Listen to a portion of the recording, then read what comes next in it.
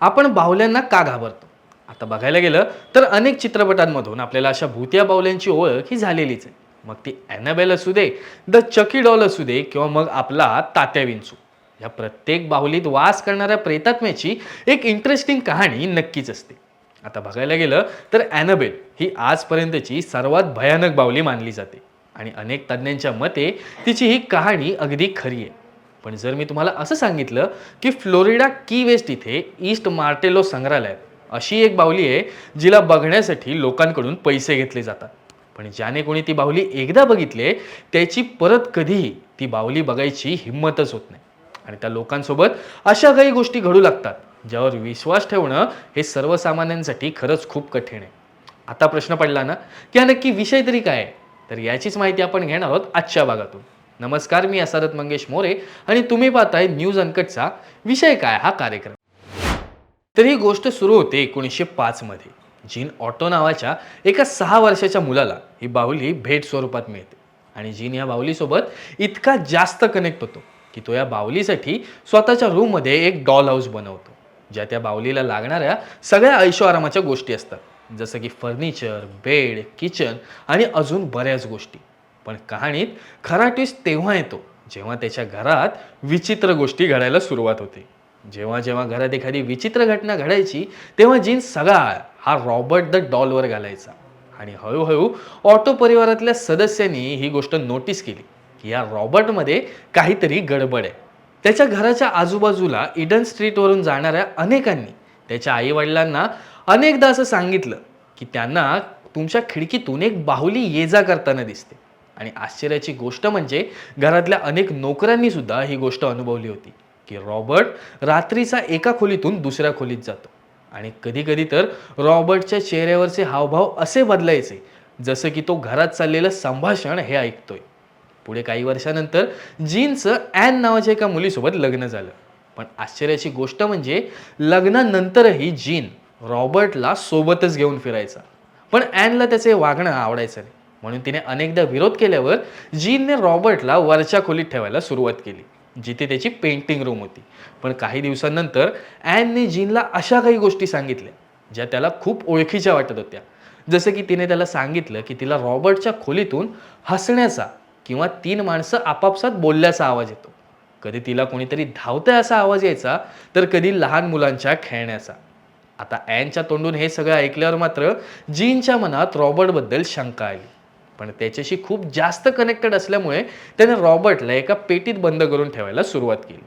पण गोष्टी अजून जास्त बिघडणार होत्या.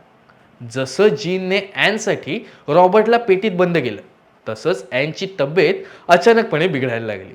आता ॲनकडे सुद्धा अनेक लहान मुलांच्या तक्रारी येऊ लागल्या की आम्ही रस्त्यावर खेळत असताना वरच्या खिडकीतून एक बाहुली आमच्याकडे रागाने बघते.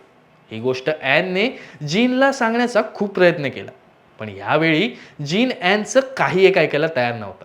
तो रॉबर्टच्या इतका प्रेमात होता की त्याला आता ॲनच आपल्याला काहीतरी खोटं नाटं सांगते असं वाटायला लागलेलं. पुढच्या 2 वर्षातच म्हणजेच 1974 मध्ये जीनचा संशयित मृत्यू झाला. पण आता मात्र ॲनने आपलं घर मिटेल रुईटर नावाच्या एका माणसाला विकलं आणि ऑटो परिवाराचा रॉबर्टपासून पिच्छा सुटला. कारण घरासोबतच पेटीत बंद केलेला रॉबर्ट सुद्धा रुईटेल परिवाराकडे गेला. पण आता ह्या परिवाराला पण रॉबर्ट सापडला आणि त्यांनी सुद्धा रॉबर्टला आपल्या सोबत ठेवून घेतलं.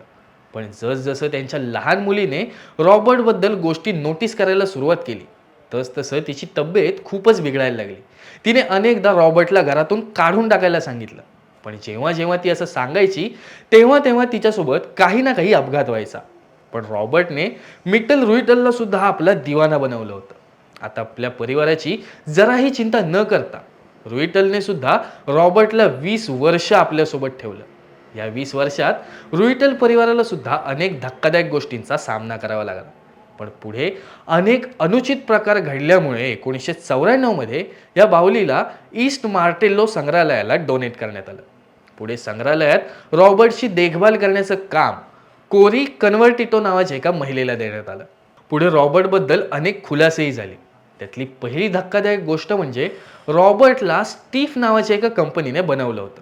पण कंपनीच्या मते स्टीफ ही फक्त सॉफ्ट टॉईज आणि टेडी बिअर बनवणारी कंपनी होती. त्यांनी कधीही रॉबर्ट सारख्या बाहुल्या बनवल्याच नाहीत। ही गोष्ट स्वतः स्टीव्ह कंपनीच्या एका मॅनेजरने संग्रहालयाला सांगितली होती। आता रॉबर्टची केअरटेकर कन्व्हर्टिटो सांगते की रॉबर्ट संग्रहालयात आल्यापासून अनेक जण रॉबर्टला भेटायला येतात। काही साहसी लोकांसाठी तर रात्री रॉबर्ट सोबत स्वतःला एका खोलीत कोंडून घेण्याची सोय आहे। रॉबर्टला अनेक जण पत्रही लिहितात, पण कन्व्हर्टिटोनुसार त्या पत्रांमध्ये रॉबर्टच्या कौतुकापेक्षा 95% पत्र हे रॉबर्टची माफी मागण्यासाठी आलेली असतात। अनेक जण गुपचूप रॉबर्टचा फोटो काढणं किंवा त्याच्या व्यक्तिगत आयुष्यात दखल दिल्याबद्दल त्याची पत्राद्वारे माफी मागतात। पण मग पत्रच का? तर अनेकांचं असं म्हणणं आहे की रॉबर्टला एकदा भेटून असं काहीतरी कृत्य केल्यानंतर त्याच्या समोर येण्याची कोणातही हिंमत नसते। आता या सगळ्याला काल्पनिक म्हणायचं की या गोष्टींवर विश्वास ठेवायचा, हा सर्वस्वी तुमच्यावर अवलंबून आहे। पण मग आपल्याला बाहुल्यांची भीती वाटते तरी का? तर एक जॅपनीज मशिनिस्ट मशिरो मोरी यांनी 1970 साली प्रकाशित झालेल्या त्यांच्या एका लेखात असं म्हटलंय की बाहुल्यांबद्दल अशा गोष्टी होण्यामागे व्हॅली ऑफ इरनेस कारणीभूत आहे। आता व्हॅली ऑफ इरनेस म्हणजे नक्की काय? तर जेव्हा आपण एखादी हुबेहूब माणसासारखी दिसणारी बाहुली किंवा मूर्ती बघतो, तेव्हा आपसुकच आपल्या मनात त्या गोष्टीबद्दल थोडी अनकम्फर्टेबलनेस वाढत असतो। ती वस्तू जितकी हुबेहूब दिसेल तितकंच जास्त अनकम्फर्टेबल आपण फील करतो आणि तितकी जास्त आपल्याला त्या गोष्टीची भीती वाटायला लागते। आणि याच गोष्टीला त्यांनी अनकॅनी व्हॅली असं नाव दिलं। मंडळी, तुम्हाला काय वाटतं? हा रॉबर्ट द डॉल कहाणीत किती तथ्य आहे? आम्हाला खाली कमेंट सेक्शनमध्ये नक्की कळवा। तुर्तास इथेच थांबतोय, पुन्हा भेटूया आणखीन एका विषयासह। तोपर्यंत पाहत राहा आपला कार्यक्रम, ज्याचं नाव आहे विषय काय।